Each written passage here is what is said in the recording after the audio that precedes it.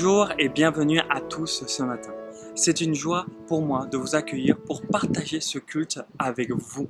Ce matin, nous allons avoir un moment de louange, puis nous aurons un message apporté par notre pasteur senior Daniel Thévenet. Prions ensemble. Seigneur, merci pour notre culte. Merci pour cette église qui nous permet de vivre chaque dimanche des moments d'adoration et des enseignements édifiants. Seigneur, je veux te remettre ces personnes qui regardent ce culte, ces personnes qui sont touchées, Seigneur. Vraiment, aide-nous à continuer, Saint-Esprit, à faire l'œuvre que tu as prévue en nous. Amen.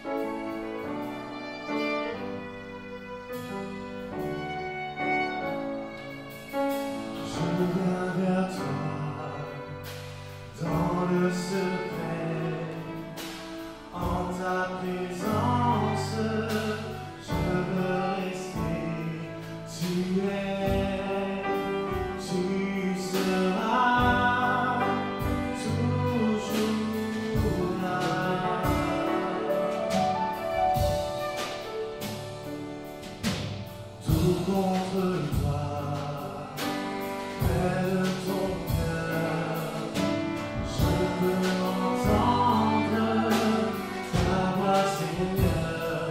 Tu es, tu seras toujours là.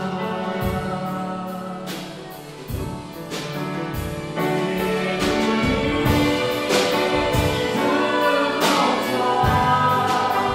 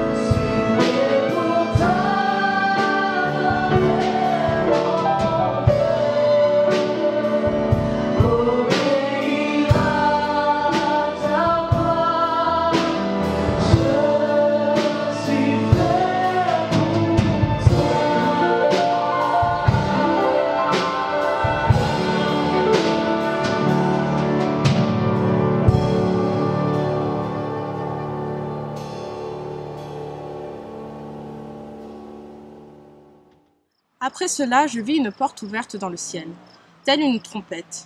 La première voix que j'avais entendue, je fus saisie par l'Esprit. Il y avait un trône dans le ciel, et sur ce trône, quelqu'un était assis. Celui qui était assis avait l'aspect d'une pierre de jaspe et de sardoine, et le trône était entouré d'un halo qui avait l'aspect de l'émeraude. Autour du trône, 24 trônes. Sur ces trônes, 24 anciens, habillés de vêtements blancs. Sur leurs têtes, des couronnes d'or. Du trône sortent des éclairs, des voix, des tonnerres. Devant le trône brûlent 7 lampes ardentes, qui sont les 7 esprits de Dieu. Devant le trône, comme une mer de verre, semblable à du cristal. Au milieu du trône et tout autour du trône, 4 êtres vivants, pleins d'yeux, devant et derrière. Le premier être vivant ressemble à un lion. Le deuxième être ressemble à un taureau. Le troisième être a comme un visage humain. Et le quatrième être vivant ressemble à un aigle en plein vol. Les 4 êtres vivants ont chacun 6 ailes, et ils sont pleins d'yeux, tout autour et au-dedans. Jour et nuit, ils ne cessent de dire « Saint, Saint, Saint est le Seigneur Dieu, le Tout-Puissant, celui qui était et qui est et qui vient. » Et chaque fois que les êtres vivants donnent gloire, honneur et action de grâce à celui qui est assis sur le trône, à celui qui vit à tout jamais, les 24 anciens tombent aux pieds de celui qui est assis sur le trône, se prosternent devant celui qui vit à tout jamais et jettent leur couronne devant le trône en disant « Tu es digne, notre Seigneur, notre Dieu, de recevoir la gloire, l'honneur et la puissance, car c'est toi qui as tout créé, c'est par ta volonté que tout était et tout a été créé. » Chers amis, bonjour. Heureux de nous retrouver en ce moment pour ouvrir la parole de Dieu et méditer sur ce chapitre merveilleux, le chapitre 4 de l'Apocalypse. Pour vous qui suivez les études bibliques, où j'ai parlé dernièrement sur l'introduction au livre de l'Apocalypse, j'avais annoncé que nous allions découvrir ensemble un peu plus ces 2 chapitres formidables, le chapitre 4 et le chapitre 5 de l'Apocalypse. Nous allons commencer aujourd'hui avec le chapitre 4. L'Apocalypse qui est une révélation de Jésus-Christ, mais aussi une révélation de ce monde spirituel, ce monde de Dieu, qui n'est pas visible, mais qui est aussi réel, aussi concret que le monde visible.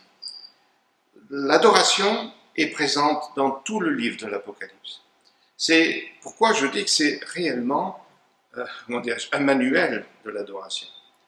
Nous n'avons pas le même rapport avec les symboles, les animaux qui ressemblent pour nous à des monstres, que les premiers auditeurs, enfin les premiers lecteurs de l'Apocalypse. C'est pourquoi on est un petit peu gêné, et si on essaye d'entrer un peu plus dans la beauté de ce livre, quand il nous révèle qui est Jésus-Christ, mais surtout quel est le trône de Dieu et ce qui s'y passe. Dans ce chapitre 4, ça commence par cette phrase, « après cela ». Après quoi? Bien, après la description et les lettres, les 7 lettres aux églises autour d'Éphèse. Dans ces lettres, Jésus apporte une description, un regard qui porte, un regard lucide sur l'état de chacune de ces églises, avec les bonnes choses, mais aussi les mauvaises choses. Et dans ce regard, eh bien, quand on regarde un petit peu, on peut être aussi, quand on a un regard uniquement horizontal sur la vie des églises, on peut aussi être souvent déçu. Déçu parce que nous sommes des hommes rachetés, mais nous sommes en chemin vers la perfection, mais on n'y est pas arrivé. Et si c'était le cas, on le saurait. Et donc, dans cette perspective, je dirais, horizontale de l'Église, le Seigneur a voulu élever l'apôtre Jean en lui disant, écoute, regarde là-haut, je vais t'inviter à monter là-haut. Mais avant d'avoir cette révélation, je voudrais vous rappeler que cette révélation, Jean l'a eue dans l'île de Patmos, un bagne pour prisonniers politiques, un lieu de punition, un lieu de châtiment, un lieu de tristesse, un lieu de solitude et de souffrance. C'est dans ce lieu-là que le Seigneur lui a donné la plus grande révélation après sa conversion au Seigneur, la plus grande révélation qu'il a eue dans sa existence terrestre. Nous pouvons souvent dire, mais, et il aurait pu dire, genre, écoute, Seigneur, je suis un vieillard, je suis usé, sors-moi de Patmos. C'est facile pour toi, sors-moi de cette situation difficile, mets-moi au large, mets-moi dans la campagne, et là je serai à l'aise, je serai dispo pour mieux écouter et transmettre ce que tu as à dire. Non, c'est dans cette île de Patmos qu'il a reçu cette révélation. Trop de chrétiens attendent et disent « Ah, mais Seigneur, sors-moi de cette situation. Délivre-moi de ces circonstances négatives et de cette épreuve. » Jean nous dit dans l'Apocalypse que votre île de Patmos, l'île de votre Patmos, c'est-à-dire votre lieu de difficulté et d'épreuve, peuvent devenir, par le Saint-Esprit, un lieu d'une révélation surnaturelle et glorieuse. Alors après cela, eh bien, il est amené à regarder. Et il nous est dit qu'il approche le trône. C'est une vision du trône qu'il va avoir. Cette adoration qui est présente dans l'Apocalypse, eh bien, nous montre aussi que plus vous approchez du trône, plus vous découvrez que les êtres qui vivent autour du trône, il y a les 4 êtres vivants, vous avez les êtres angéliques, les chérubins, vous avez les 24 anciens qui sont là avec des couronnes. Ce ne sont des gens qui, plus ils sont près de Dieu, plus ils adorent, plus ils admirent le Seigneur. On ne peut pas rester, je dirais, insensible à la révélation que l'on peut avoir du trône de Dieu. Alors il est dit qu'il regardait, je vis, je regardais. Cette phrase, cette expression m'amène à réaliser qu'il a regardé, c'est-à-dire qu'il a porté son attention. Il a dirigé son attention vers quelque chose. Vous vous souvenez des disciples d'Emmaüs? Lui nous dit qu'ils étaient complètement obscurcis par la tristesse du Golgotha. Et ont perdu tout espoir et se sont laissés abandonner au désespoir et à la tristesse. Et alors Jésus marchait avec eux, il était là. À un moment donné, il est dit qu'il leur ouvrit l'intelligence. Et regarder, ça veut dire ça, c'est permettre à Dieu de détourner notre attention. L'adoration nous permet de nous détourner des choses qui ne vont pas. Quand les choses ne vont pas, on a tendance, notre cerveau fonctionne en regardant ce qui ne va pas. Et plus on regarde ce qui ne va pas, moins ça va.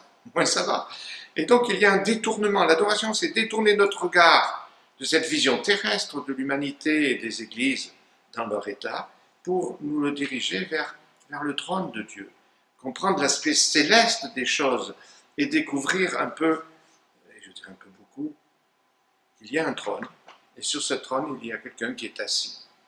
J'ai besoin de réaliser que tout commence au trône de Dieu et tout doit se terminer au trône. Mais voyez, cette attirance vers le trône, cette admiration, fait que nous avons besoin de réaliser qu'on n'est pas là devant une adoration systématiquement religieuse.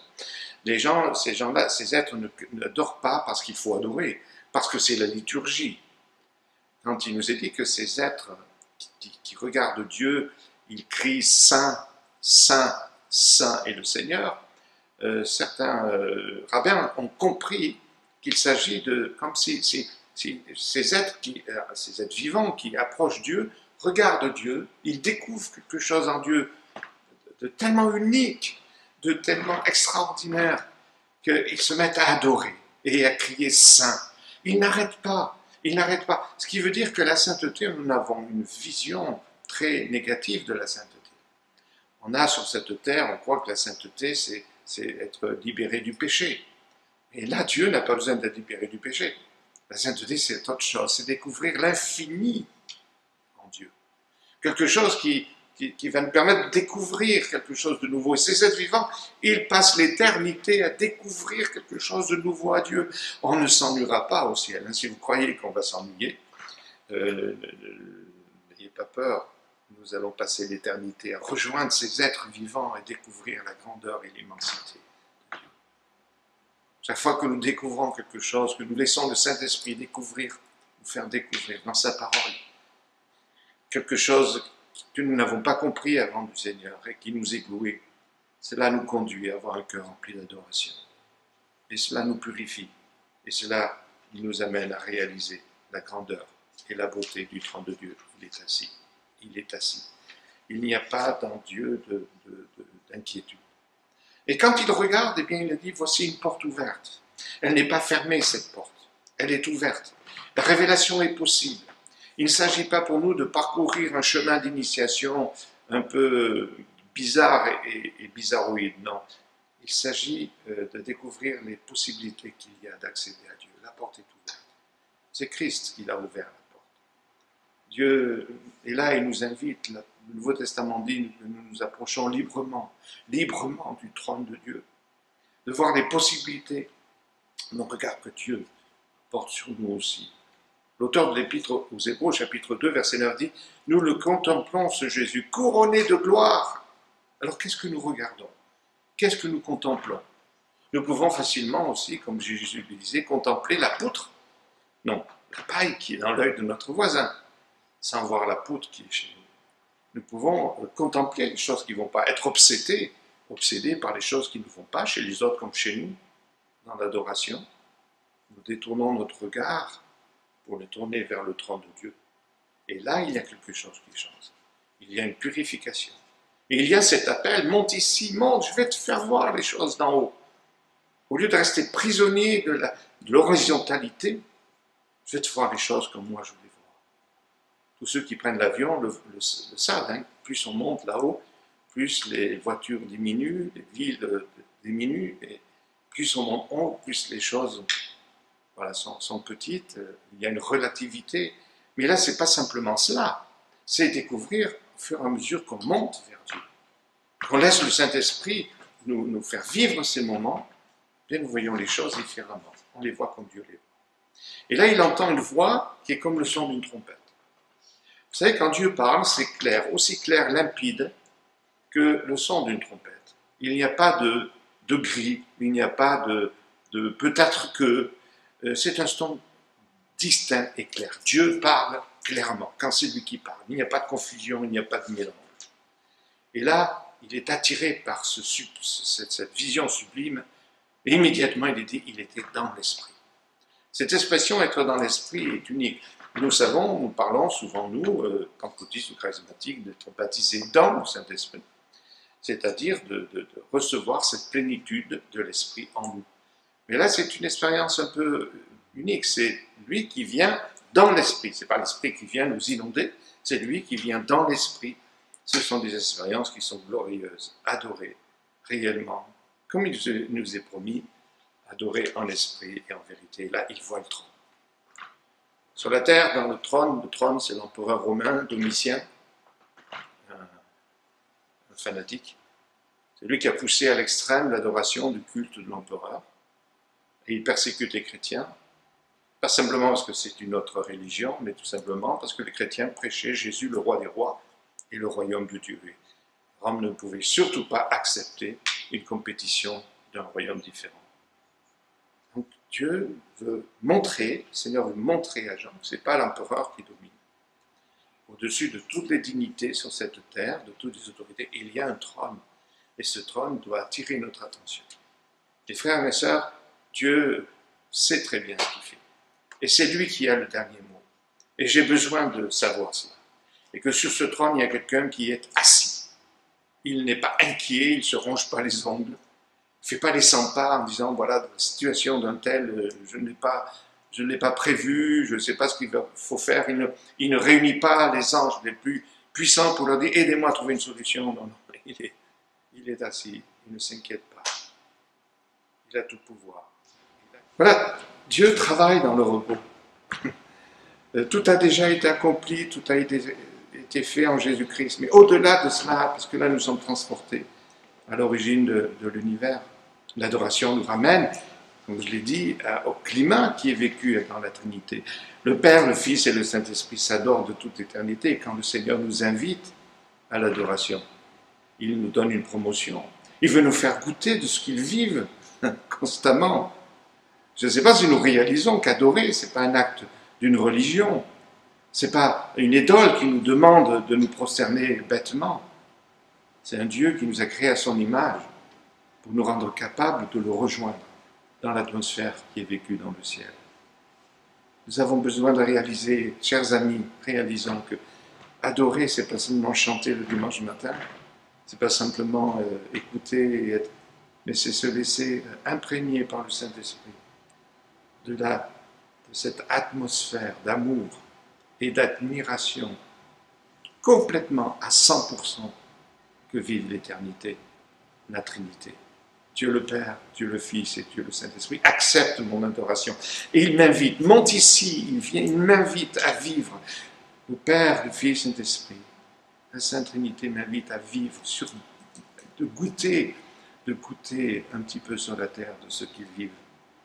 Alors il y a l'arc-en-ciel, cet arc-en-ciel qui est le signe de l'alliance que Dieu a fait avec les hommes. Il a déposé son arc, c'est-à-dire qu'il ne veut plus user de violence envers l'humanité, mais en Jésus-Christ nous amener à être réconciliés avec lui. Nous sommes là en présence de l'alliance, c'est-à-dire qu'il a accepté Jésus, son œuvre sur la croix, il accepte que nous soyons invités auprès de lui. Et là, il y a ces 24 trônes. C'est des trônes, c'est des lieux d'autorité qui nous parlent du royaume. Et ce sont des êtres aussi qui ont une couronne d'or et qui sont assis aussi confortablement. Alors pourquoi 24 ? La plupart des théologiens pensent qu'il s'agit du symbole des 12 patriarches, donc de la nation d'Israël avant la venue de Jésus, et des 12 apôtres. C'est le peuple de Dieu réuni en Jésus-Christ. Nous sommes là, nous dit Paul dans Éphésiens, nous sommes assis dans les lieux célestes en Jésus-Christ. Et spirituellement, nous sommes représentés, nous sommes déjà auprès de Dieu sur son trône. C'est ce qu'il dit. Nous sommes appelés à vivre pleinement ce lieu d'autorité en tant que chrétiens.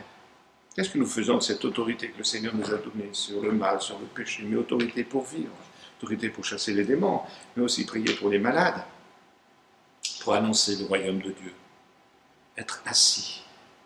Ces 24 sont assis. Vous savez, quand vous êtes assis, c'est que vous êtes à l'aise.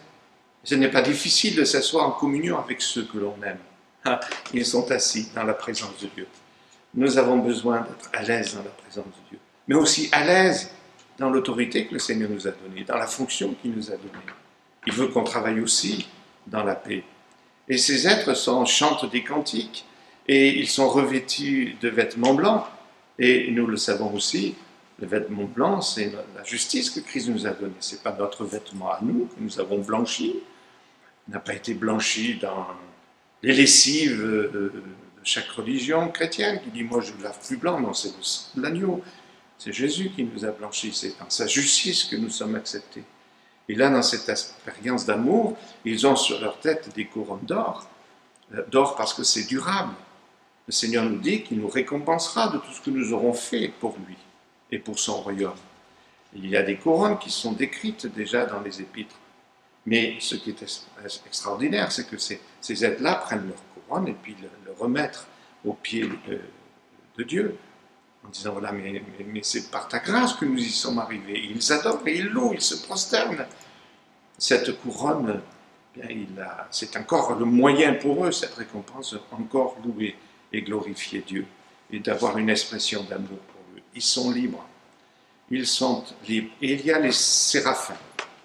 Les séraphins qui sont là, des êtres angéliques, parmi ceux qui sont les plus élevés, les chérubins, ce sont des êtres qui sont des anges, qui sont liés à la communication de la révélation de l'autorité de Dieu et le gouvernement de Dieu.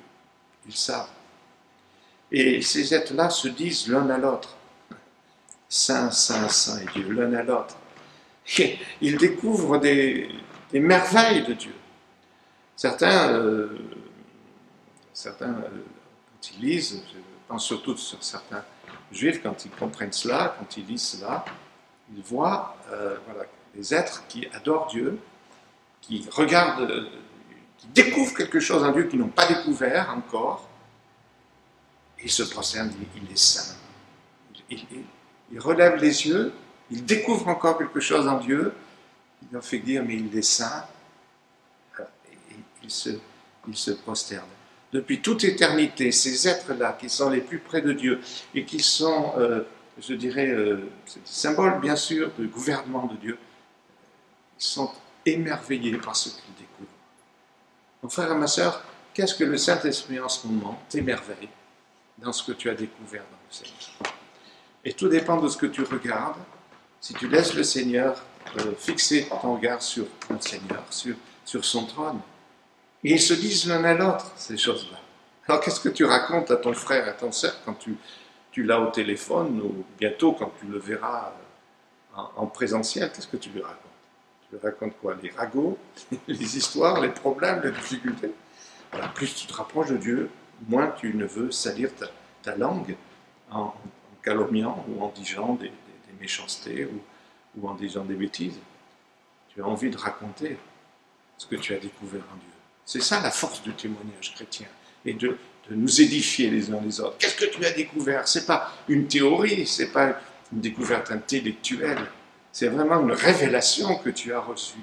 Et je t'invite, et là l'Apocalypse nous invite à laisser le Saint-Esprit nous amener à découvrir tous les jours quelque chose de frais, de nouveau en Dieu. Je ne sais pas si on s'imagine, ces êtres angéliques n'ont jamais péché. Nous avons une vision, je dirais, très humaine de la sainteté, très petite. La sainteté, pour nous, c'est tout ce qui nous libère du péché, mais Dieu n'a jamais péché, ces êtres n'ont jamais péché, et ils sont dans la sainteté, ils découvrent dans la sainteté de Dieu quelque chose d'extraordinaire. Mes amis, on a une vision très limitée de la sainteté. En tous les cas, pour ceux qui croient qu'ils vont s'ennuyer dans le ciel, je vous avertis, vous ne vous ennuierez pas, parce qu'il faudra bien l'éternité pour découvrir qui est Dieu, l'immensité de ce qu'il est. Laissez-vous impressionner par le Seigneur. Vous le savez, je lis régulièrement des témoignages d'amis, notamment d'amis musulmans qui viennent au Seigneur parce qu'ils découvrent, ils voient une vision, ils voient Jésus, ils se donnent au Seigneur. De découvrir qui est Jésus, bien, on est prêt à tout laisser pour le suivre. Ami chrétien, qu'est-ce que tu t'es laissé avoir peut-être par un tas de choses, des déceptions, des inquiétudes? Laisse le Saint-Esprit te ramener. Je t'invite à relire l'Apocalypse. Lis le chapitre 1 avec la révélation de qui est vraiment Jésus. Laisse-toi pénétrer par ces chapitres 4 et 5 du trône de Dieu. Le chapitre 4 de l'Apocalypse, c'est le trône de Dieu, l'hymne au Dieu créateur. Chapitre 5, c'est Dieu rédempteur. C'est Jésus l'agneau, le rédempteur, le livre de la rédemption. Et je voudrais continuer, il y a tellement de choses à dire, mais mes amis, ce qui est impressionnant autour du trône de Dieu, c'est cette mer de cristal.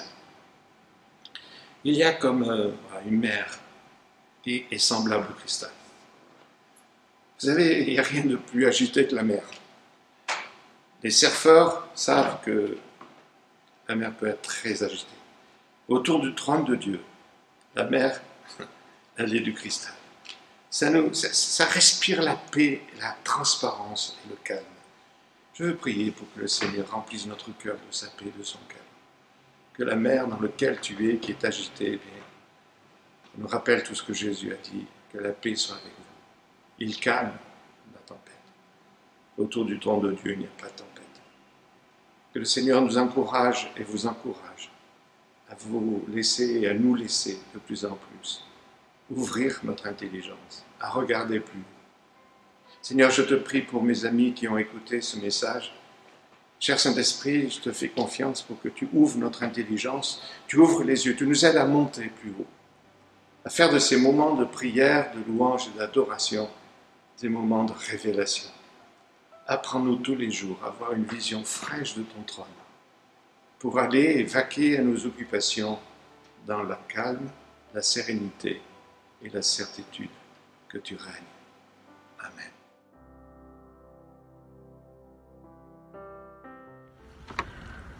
Bonjour à tous, amis de l'église de Villeurbanne. Alors c'est une joie pour moi de se retrouver derrière le petit écran pour le partage de la Sainte Seine. Je pense que c'est un moment important, si ce n'est le moment le plus important de chaque dimanche, de chaque culte que nous pouvons vivre ensemble et de pouvoir ainsi traduire l'amour du Christ et tout cela autour de la communion fraternelle. Ce matin, l'Esprit m'a conduit à vous partager un petit passage sur Romains 8 Je vais lire à partir du verset 35. Qui nous séparera de l'amour du Christ? Détresse ou angoisse, ou persécution, ou famine, ou dénuement, ou péril, ou épée.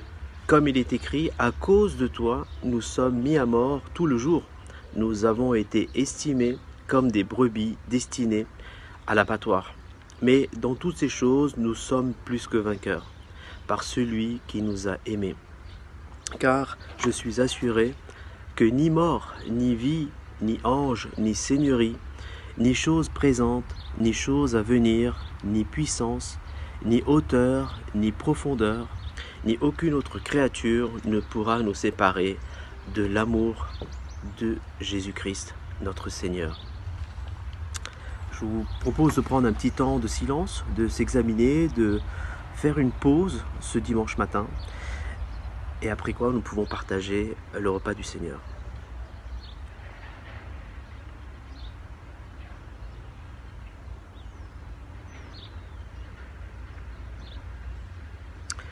Merci Seigneur pour ce moment que nous pouvons vivre.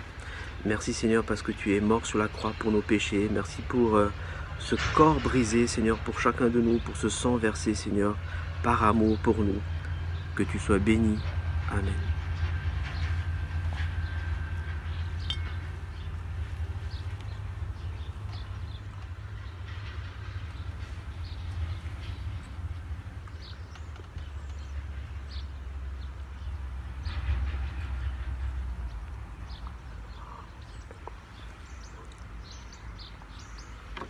Je vous souhaite un excellent dimanche. À bientôt.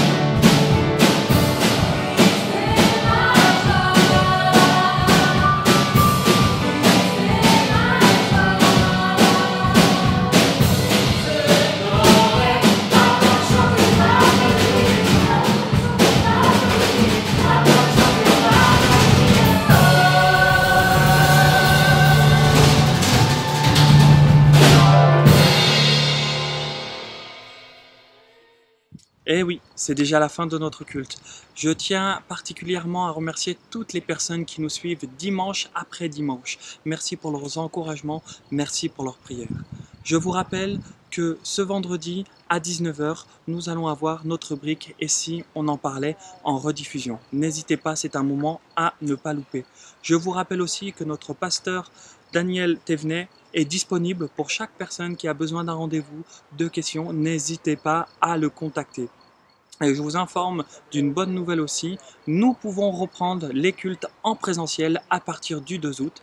N'hésitez pas à aller vous inscrire directement sur le site internet pour pouvoir participer à ce culte. Et n'hésitez surtout pas à aller voir notre nouveau site internet qui a une nouvelle facette. Je vous encourage vivement. Il ne me reste plus qu'à vous souhaiter un excellent dimanche à tous, une bonne semaine.